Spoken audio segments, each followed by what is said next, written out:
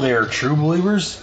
This is Head Speaks, a proud member of the Headcast Network family of shows. As usual, I am your host, Aaron Moss, aka Head. This is my mostly monthly Headcast, where I talk about comics, movies, role-playing games, TV shows, and anything else geeky that I want. So sit back and enjoy the ride. Let's begin. And welcome back to Head Speaks, and this portion, once again,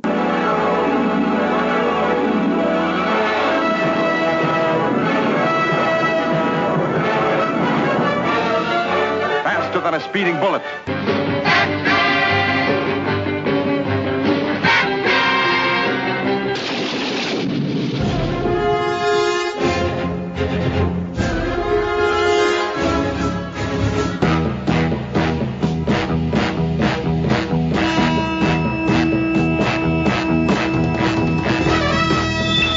In the great hall of the Justice League, Spider-Man and his amazing friends.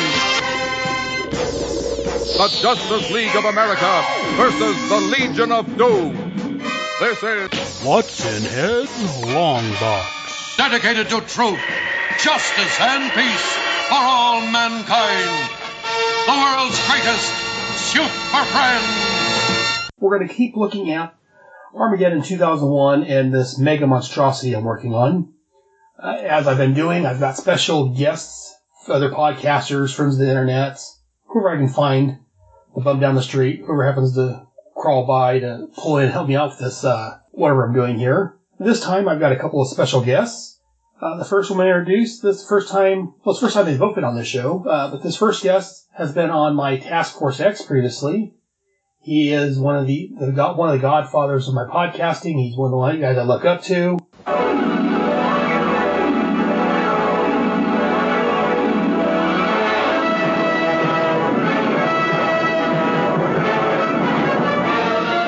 Faster than a speeding bullet. More powerful than a locomotive. Able to leap tall buildings at a single bound.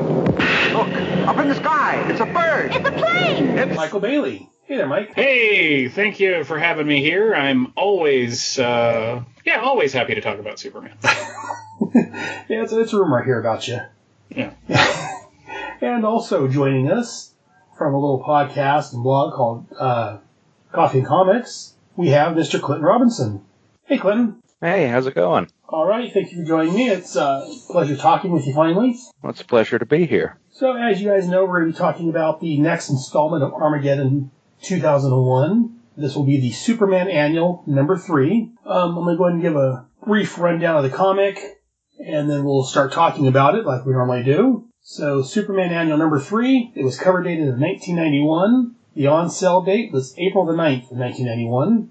Cover price was $2. The title of this issue was Execution 2001. Writer, Dan Jurgens. Penciler, Dusty Abel. The inkers was Terry Austin, John Beattie, Dick Giordano, and Dennis Janke. The letterer was John Costanza. Colorist, Glenn Whitmore. And editor was Mike Carlin.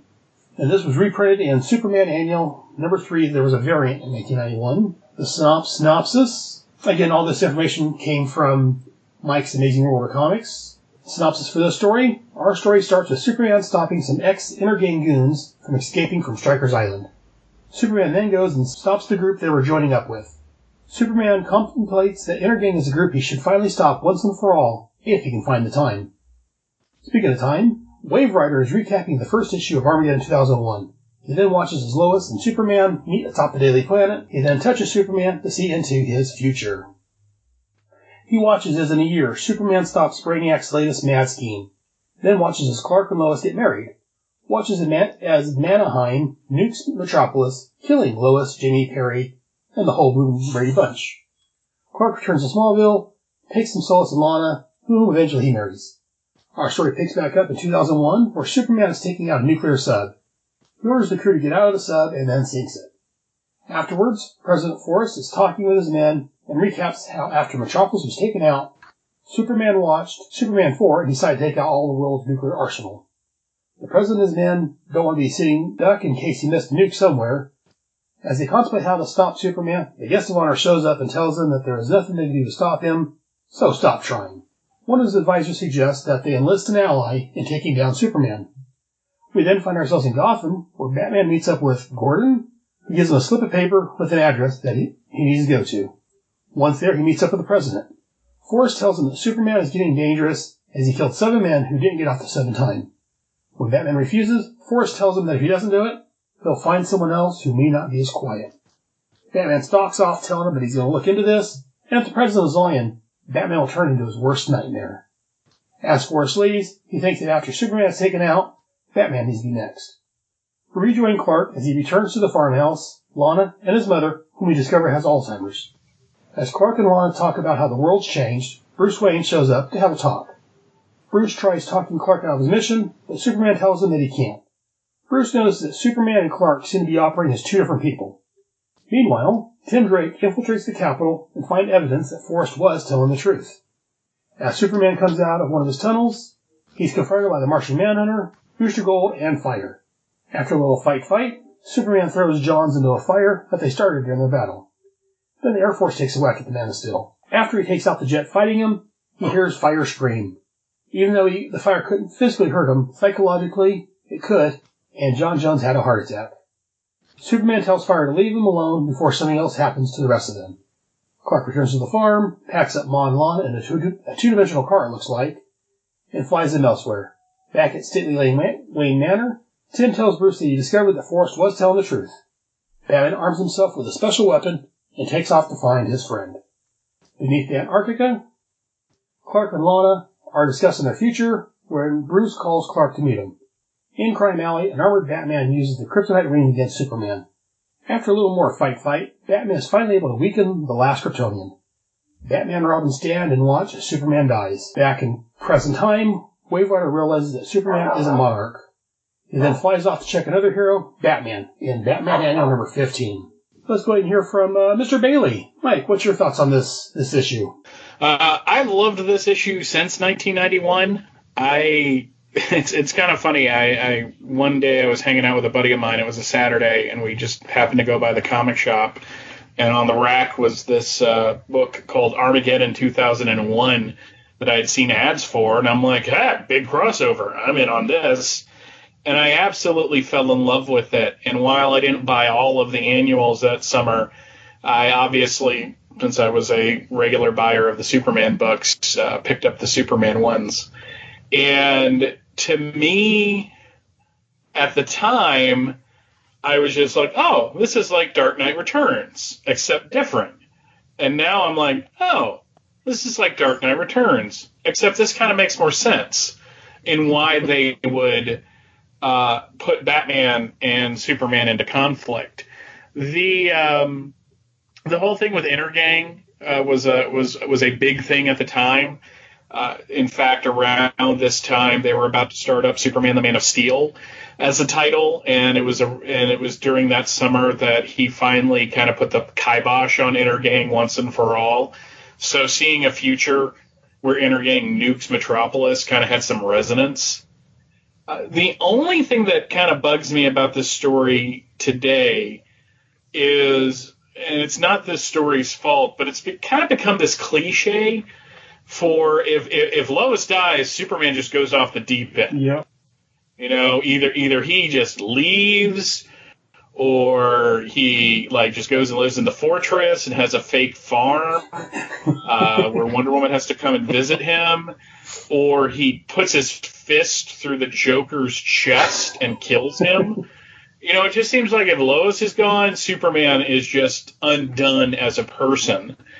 And while that has kind of a bit of a resonance, you know, as a husband and, you know, as somebody who's been married for over a decade, I kind of get that. But at the same time, I'm like, really? Is that what you're going to do every time? But at this point, that wasn't like, I can't blame this story or actually put this story in that kind of context because this was before all of that. So I love the art by Dusty Abel. Not quite Dan Jurgens, but close enough for me at the time and now. And I've always really liked the costume that he wears in the future. Superman with this high collar and the gloves and the wacky little S on the belt. I mean, it's just really cool. And at the time and now, it's really funny that this is one of those books where my appreciation for it hasn't really wavered in the almost 30 years since it came out. It was really cool at the time seeing Tim Drake as a CIA agent who's kind of working with Bruce on this. Yeah. Because to me, it was like, oh, he gets to grow up. He's not going to be beaten to death by anybody. So I love this book. I really do. I think it's great. I think it takes the Dark Knight Returns trope and the armor and the kryptonite and all that and actually works it into a story that kind of makes sense, because Superman really does go over the edge in this story. But you can do that with a kind of like alternate future type thing. Right. I have to agree with you about the Lois dying and Superman losing his crap. I mean, just, it's been overdone. But see, now, like I said, this is probably the first time it's been done. You can't really blame Dan Jurgens for that. I mean, and like I've said elsewhere, on every couple of Facebook groups I'm on, I love Dan Jurgens both as a writer and as a artist. So I can't think of a Dan Jurgens story, either he's written or drawn, that I dislike. But enough waxing Dan's car for now. Let's go ahead and hear from Mr. Clinton. What are your thoughts on this issue? I have to echo pretty much everything Michael said, except I come at it from a completely different point of view. I was just starting to really get heavy into comics about the time, and of course, I was a Marvel kid starting out, and I just happened to go through, and this is one of those covers that just jumps out at you, and oh my God, Superman has a new costume. I had no clue this was going to be an alternate future, any of that kind of thing. So, it's just an instant buy with that cover. Right. And again, like Michael said, I love this costume, this whole issue. I don't know that I've ever disliked it in, like you said, almost 30 years since it came out. I could nitpick a little bit here and there, like the way Lois looks standing on top of the roof of the Daily Planet. They kind of drew her a little generically, but I mean, that's just nitpicking. Right. I like the fact that they pretty much spoiled Panic in the Sky right there in the span of 2 panels. Yeah. Yeah. And again, the adult Tim Drake has always been a favorite aspect of these for me. And I didn't even know who Tim Drake was at the time. So were you familiar with the Armageddon 2001 storyline at the time, or? No. I bought this and Armageddon 2001 issue number 2 right about the same time. Oh, okay.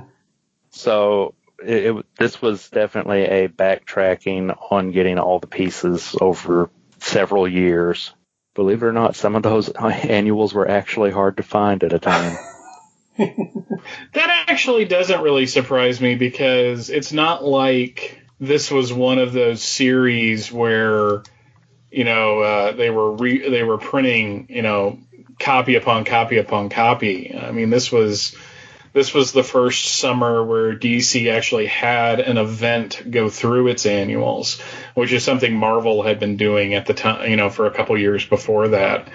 So, but I don't see them overprinting Legion 91 annual number, whatever it was, just because it's part of Armageddon 2001. Though it's kind of funny that you say, Clinton, that you said that you were mainly a Marvel reader and this grabbed you. A good buddy of mine from my early 20s, who I hung out with for a number of years and was also into comics, was a huge X reader in 90, 91, and then going into the 92 and 93. And these were the only DC books in his collection because he loved the idea of this alternate future. So it seems like, from anecdotal evidence of 2 people, this was a story that could grab Marvel readers just because it was so different from because Marvel's kind of was the king of the hill for the alternate futures at this point.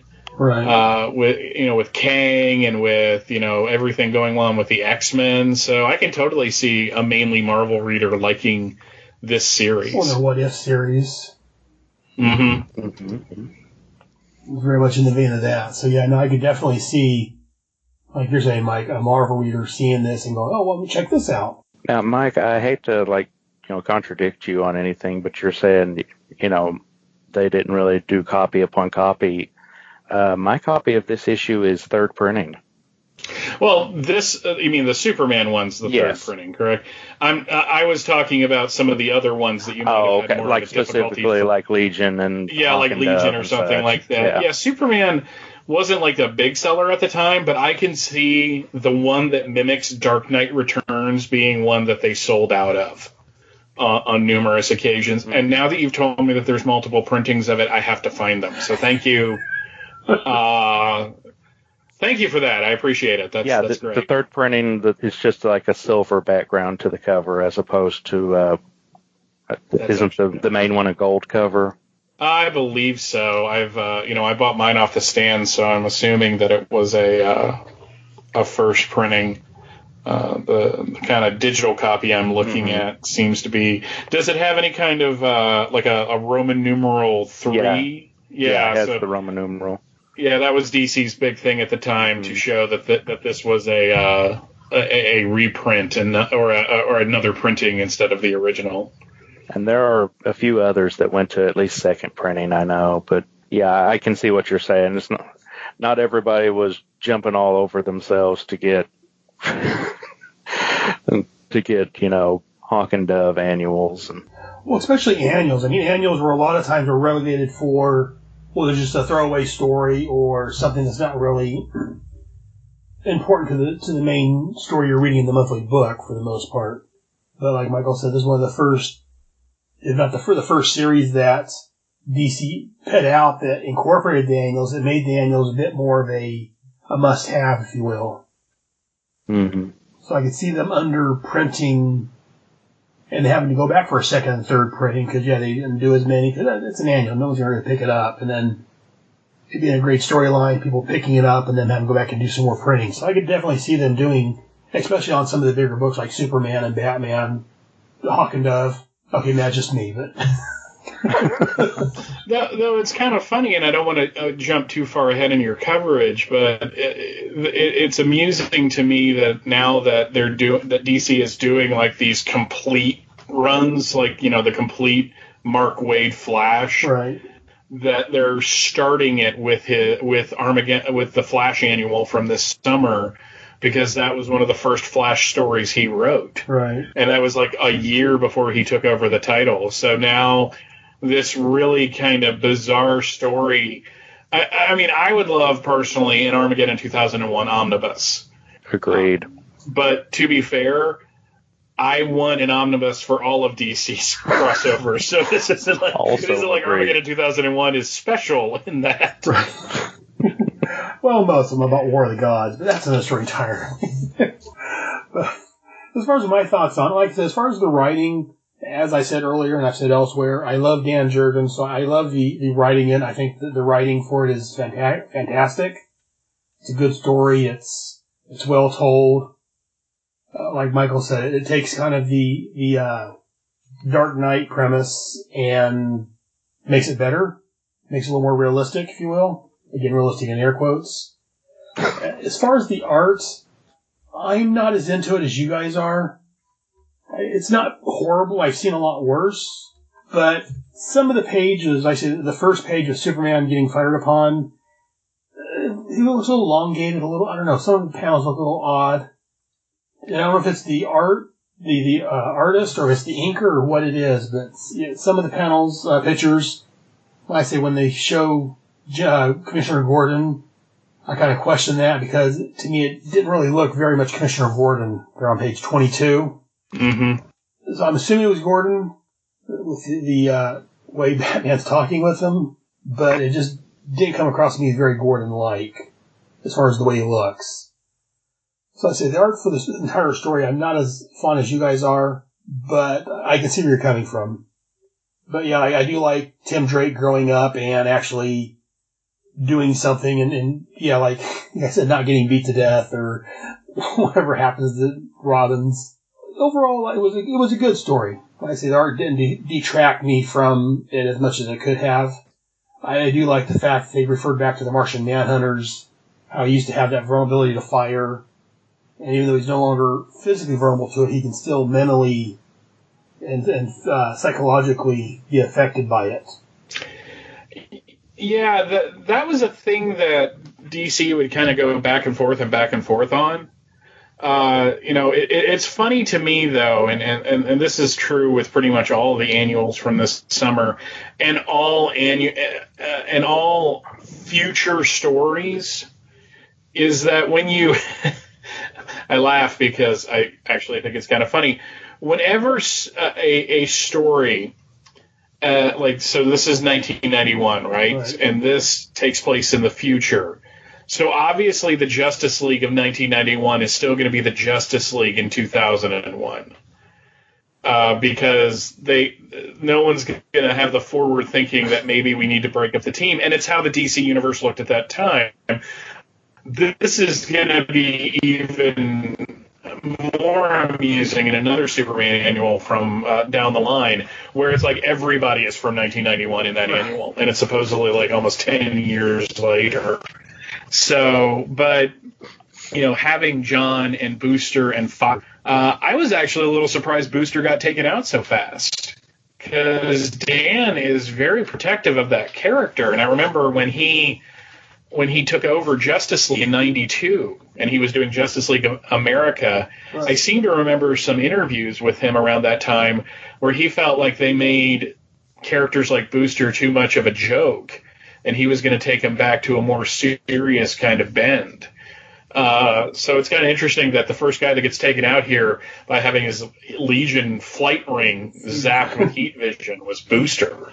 Yeah, but I guess it also goes to show that, out of the group, he probably is the weakest of the three that were there. Yeah, but, I don't know. I would think that a guy with super breath, that somebody covered in flame wouldn't be that much of a problem. Well, that's why I kind of paused. I'm looking at fires. I'm saying, well, this is all, I don't know. I don't know. But it just goes so that Dan, even though, that's Dan's pet project, if you will, he's not playing favoritism and making Booster more powerful than he should be just because he really likes that character. And you do see that a lot with certain writers.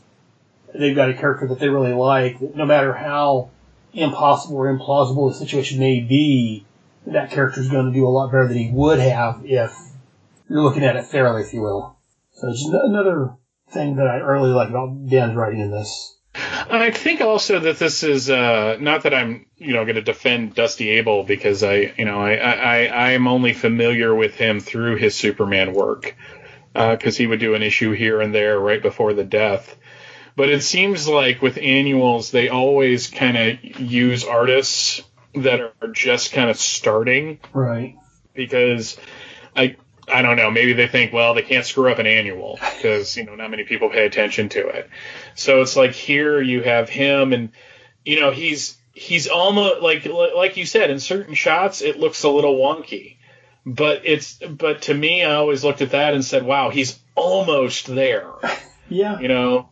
And it's close enough to Dan Jurgens' style that it kind of makes sense. Like, oh, wow, this seems like something that Superman, that a Dan Jurgens written Superman story should look like. Right. Well, I say one of my main problems with that, other than Gordon looking totally off, is it looks a little elongated. It looks a little longer than it should. Yeah, it's not badly drawn. Unlike certain writers I'm not going to mention, he can draw hands and feet.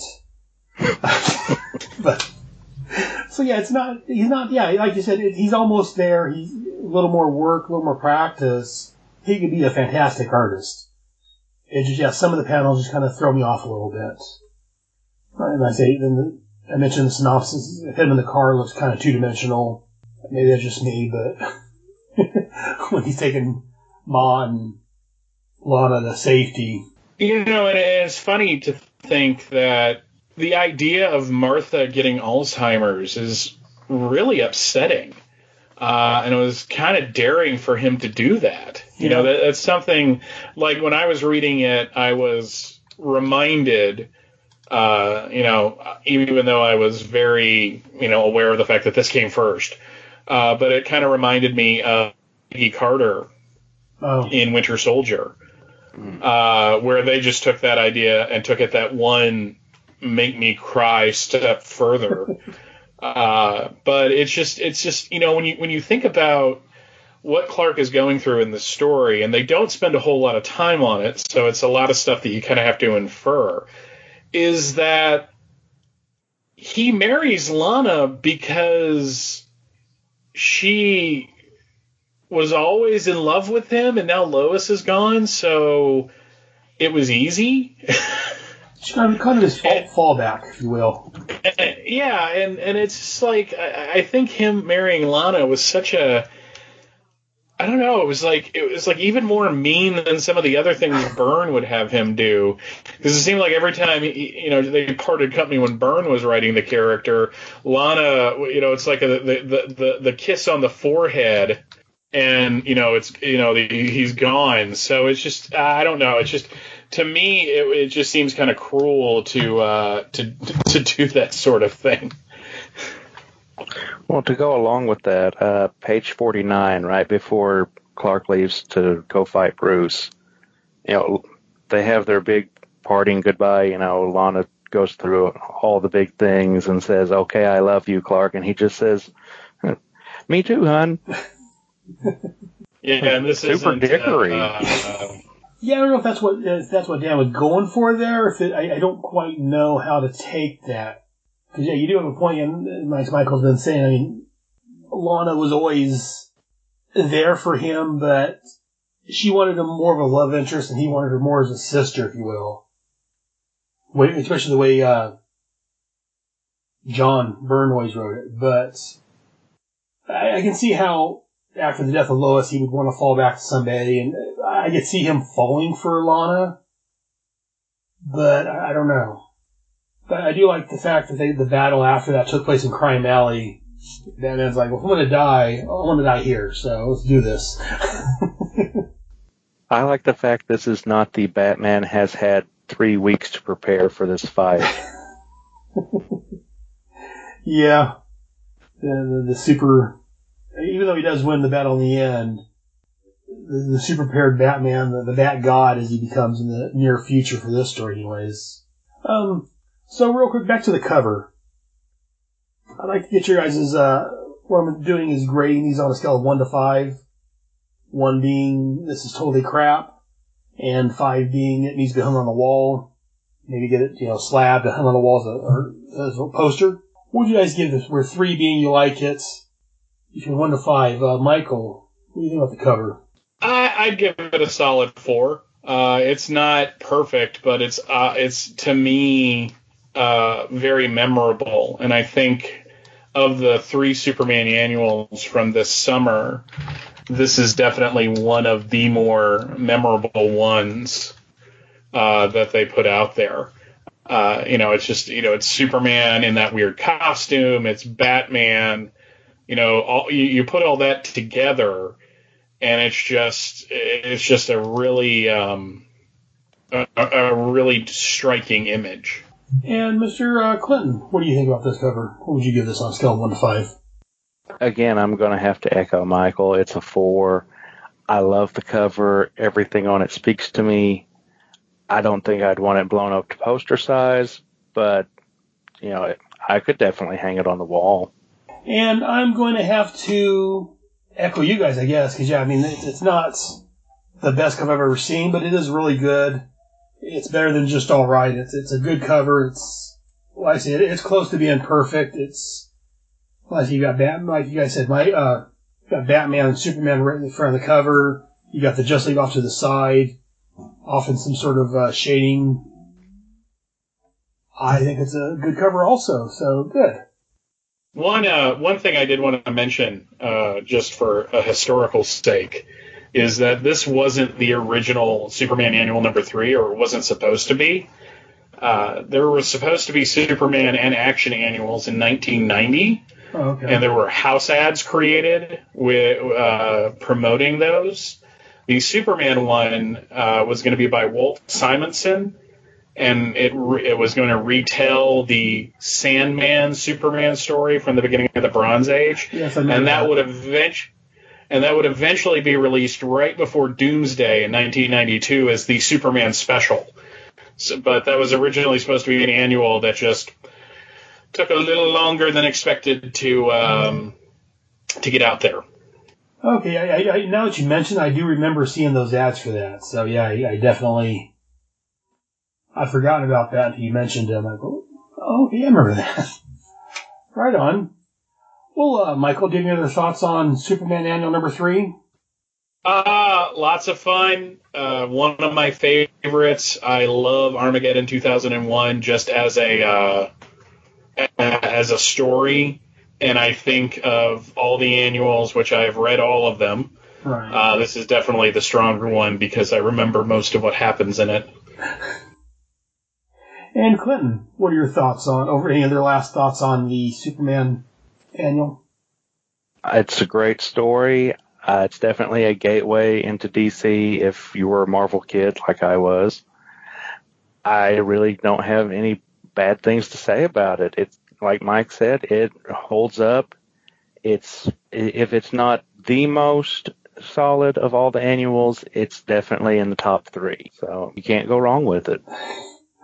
Well, I say again, just to echo you guys, yeah, it was a great story. It was a fun read. Like I said, you can't go wrong with Dan Jurgens and, Batman, Superman.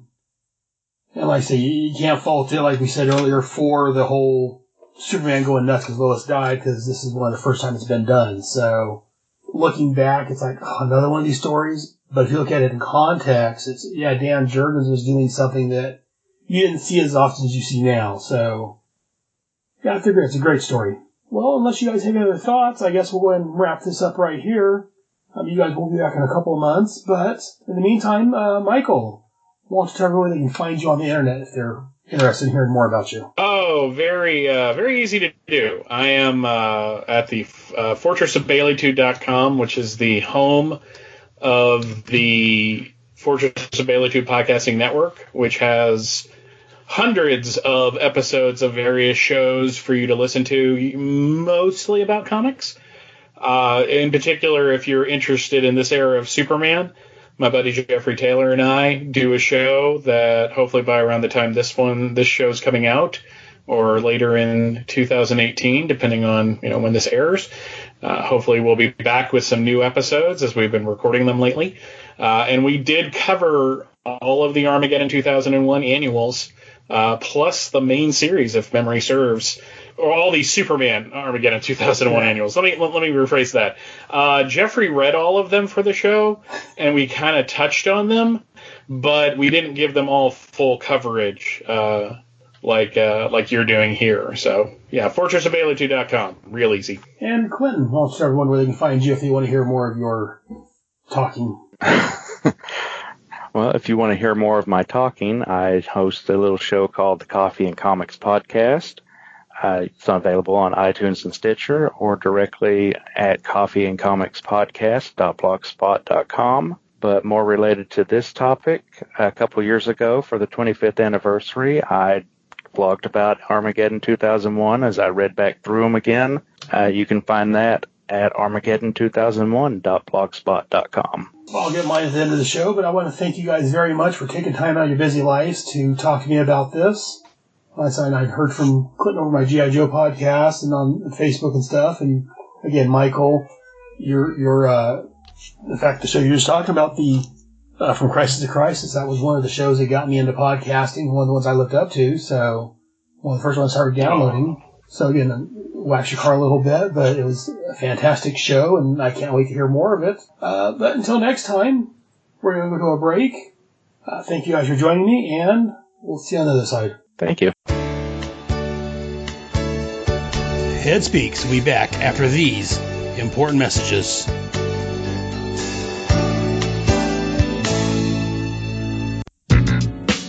What's up, everybody? This is Mr. Throwback Thursday from the Mr. Throwback Thursday podcast, along with my co-host Bill. Every Thursday, we bring you classic hip-hop. Classic.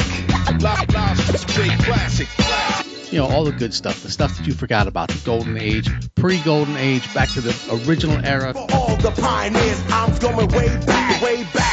Each week we bring you hip-hop headlines, so we let you know what's going on with your favorite artists from back in the day. We bring you Wu News. We dedicate an entire segment just to the Wu-Tang Clan every week. Wu-Tang Clan ain't nothing to fuck with. We bring you 2 records. One is a one and done. One is a record of the week. We give you an artist of the month. We give you all the classics. Classic. Straight classic. Come and check us out. Every week we're on iTunes, Stitcher, and at MrThrowbackThursday.com. And if you remember nothing else, always remember, new school stale, old school fresh.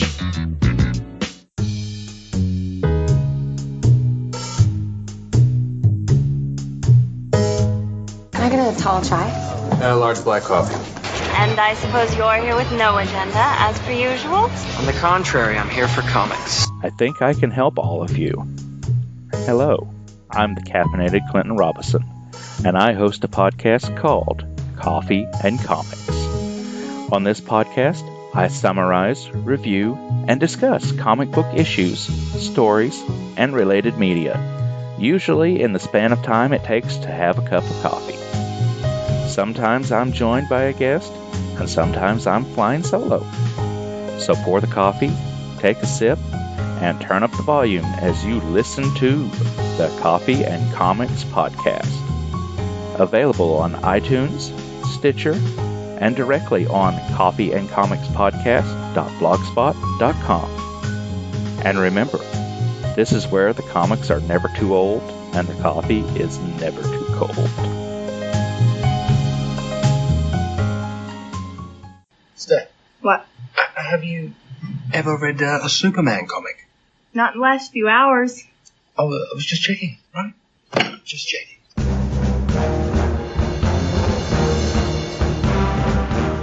Hey everyone, my name is Michael Bailey, and I have been a fan of Superman for as long as I can remember. In 1987, I started collecting the Superman comics as a going concern, which led me down a long and winding comic book-filled path to 2007 when I first started podcasting. Well, it's 2017, and because it's been 10 years since I started podcasting, and 30 years since I started reading Superman full-time, I thought it might be fun to start a new show called It All Comes Back to Superman. It All Comes Back to Superman will be my monthly reaffirmation of my Kryptonian faith, where I will pick out something about the Man of Steel and discuss it. Sometimes I'll be alone. Sometimes I'll have a guest. No matter how many people get involved, Superman will be the focus. It All Comes Back to Superman is part of the Fortress of Baileytude podcasting network. New episodes will drop on the 28th of every month. This show and all of the other programs that are part of the Fortress of Baileytude podcasting network can be found at www.fortressofbaileytude.com.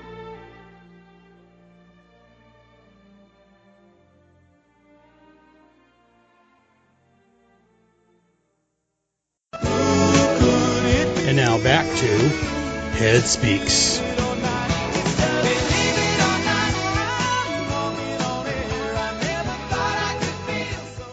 Hope you enjoyed those promos. Check out all those shows. Great shows, one and all. The last 2 were my guests this episode, and the first one was one I recently did a promo swap for. And again, I'm in old school hip hop in my real life. I love old school rap, so definitely a show worth checking out. But let's continue on today's show. I wasn't going to include this next segment in today's episode, but you're going to soon find out why I included it. Here we go with A Little Head. This episode, I'm going to talk about the newest addition to my family. Pull back the curtain a little bit. I'm recording this segment hopefully the night before I release this. It's March the 12th, 2018. On Thursday of this past week, that would have been March the 8th, my first granddaughter was born. So since this is my show and I can do what I want, I'm going to take a few minutes to welcome Mackenzie Sherry Moss into the world. My oldest son Timothy and his fiancée Katie, they're due to get married this November, I believe it is. They had their first child, giving me my first grandchild, a granddaughter. Mackenzie, they really like that name, and Sherry is named after my mother, Tim's paternal grandmother, who they love dearly. He loves his grandmother dearly, and she's passed away. Oh, back in early 2000s, 2002 I think it was, 2003. She died. both the boys, Tim and Steve, miss her dearly. So Tim wanted to kind of honor his grandmother in some way, so he gave his daughter his grandmother's name as a middle name. That's a sweet, touching moment. She was 4 weeks premature. She weighed 4 pounds, 7 ounces. Otherwise, she's a healthy, bouncing baby girl. Congratulations, Tim and Katie. And I know you're going to both be great parents. Again, short segment for this one, but I just wanted to throw that out there and let the world know that I am now a grandfather. Lord help us all. And just let the kids know I love them. And they gave me a beautiful granddaughter. All right, that's it for this. Hold on a minute. Without any sort of breaks, we're going to jump into the next segment.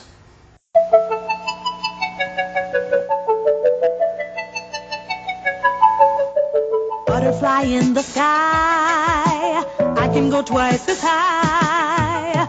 Take a look, it's in a book, a reading rainbow.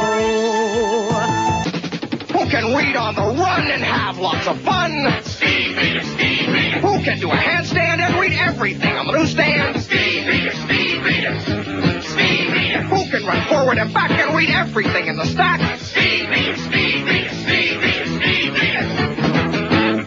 And here he comes, Gano! Head and Head's Bookshelf. On this episode of Head's Bookshelf, I'm going to briefly talk about the Dexter series of books. The books were written by Jeff Lindsay.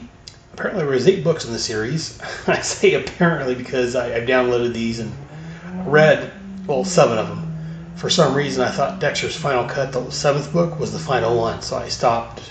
I downloaded that one and I read the series, and I guess this is a good way to end it. I mean, I'll get that in just a minute, but then I find out there's an 8th one. I'm like, oh, well, darn. Now I'm trying to find that one. I got to check with the library and see if maybe they have it. But the Dexter series, first book came out in 2004.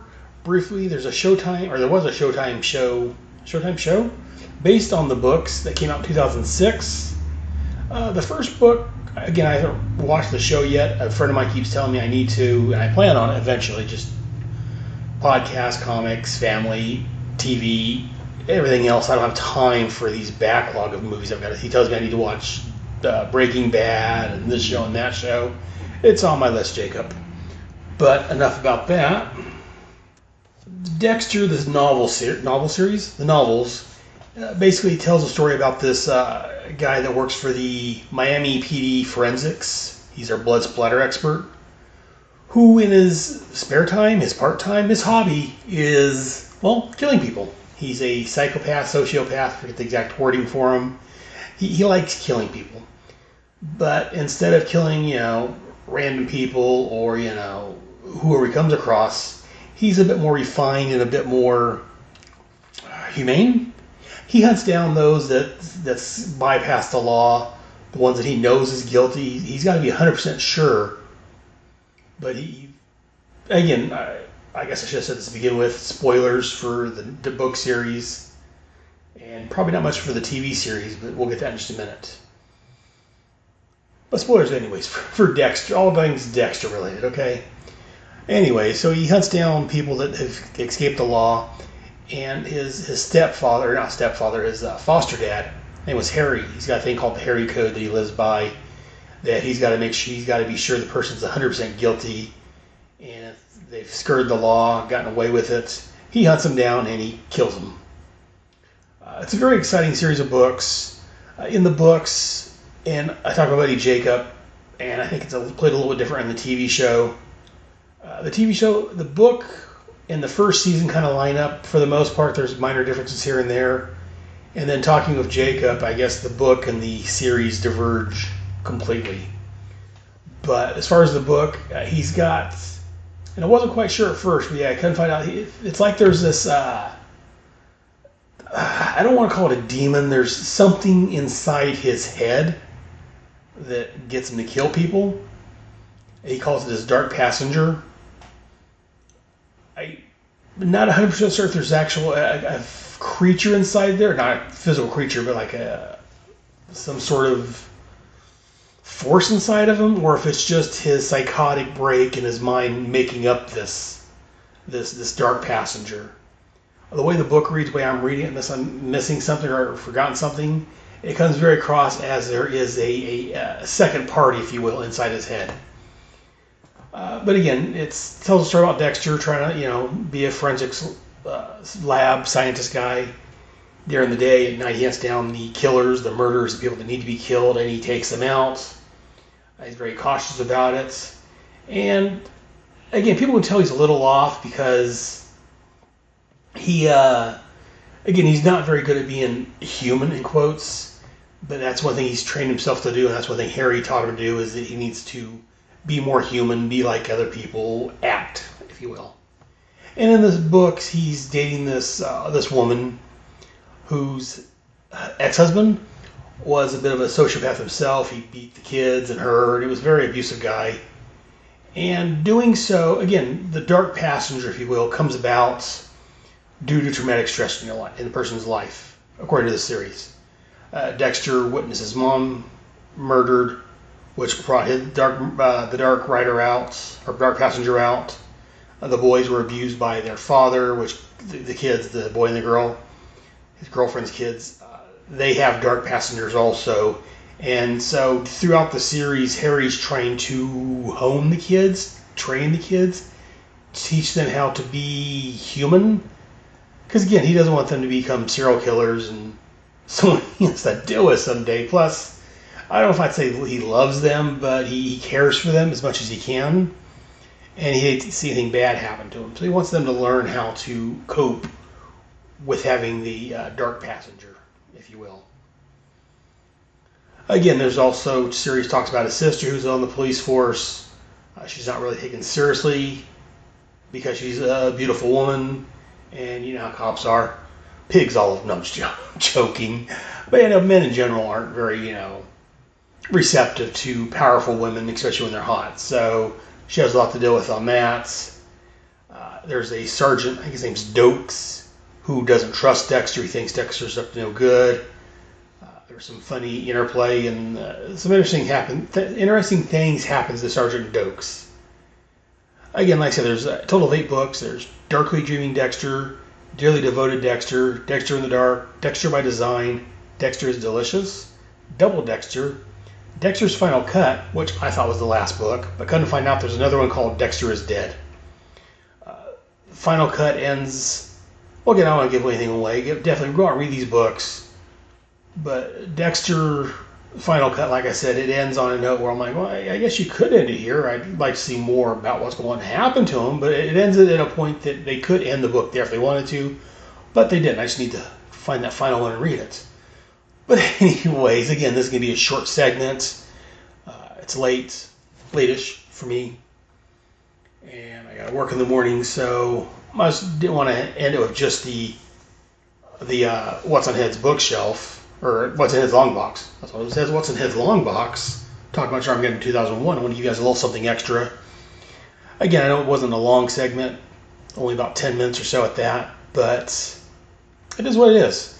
Definitely check out the Dexter book series by Jeff Lindsay. I think it's a great series of books. If you want more of these, if you want a better recap, let me know what you guys like about what I'm doing, what you don't like. As usual, you can send your information, your comments, your whatever to head@headspeaks.com. Leave a message on the website or the Facebook page. Again, my website is head.headspeaks.com. Facebook, just search for Head Speaks. You'll find me there. I think over on Google+. I don't use it very much. The Headcast Network's on Twitter. I don't tweet very much, whatever it is. I usually try to tweet when the shows come out. Otherwise, I don't really think much about Twitter. I need to get more into it, I guess.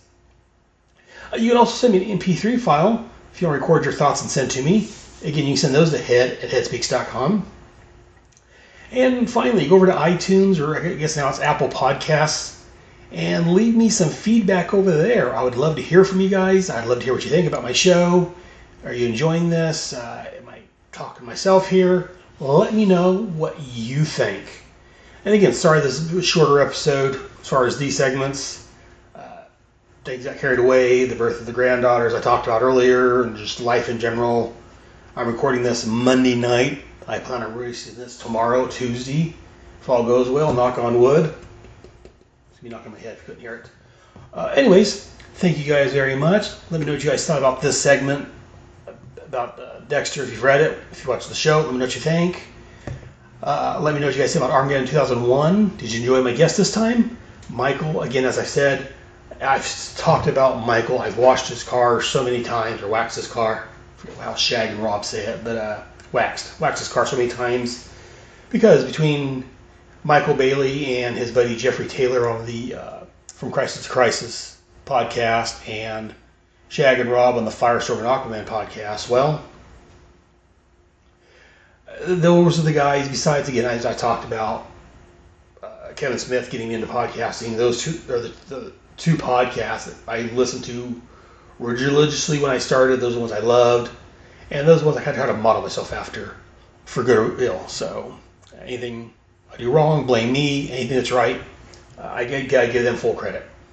So, Mike, thanks for coming on. I loved having you on. I look forward to talking again in a couple months on probably episode 38, I think it is. And Clinton, you've been a big supporter of mine. You've been there. You've supported my podcast. I appreciate that, sir. You like my posts. Again, thank you very much for appearing on Talking with me today. I'll be talking with you soon again. But that's it for this episode. So until the next time, I'll see you kids on the flip side. And remember, until next month, Head has spoken.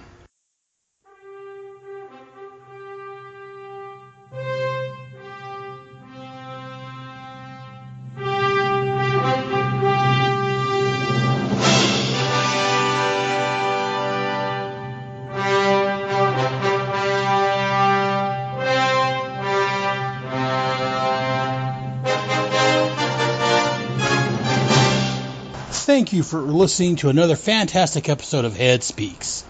Hope you enjoyed it. If so, let me know. Drop me an email to head@headspeaks.com or visit our home at head.headspeaks.com. You can also visit and talk with me on Facebook and Google+, both under Head Speaks.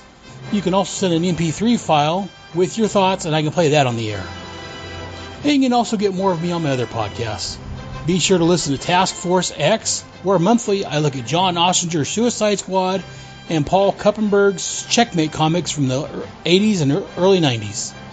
Also, over on G.I. Joe, a Real American Headcast, my podcasting friends Ryan Daly and Kyle Benning, along with myself, are looking at all of the G.I. Joe, a Real American Hero comics, and related titles from Marvel and IDW.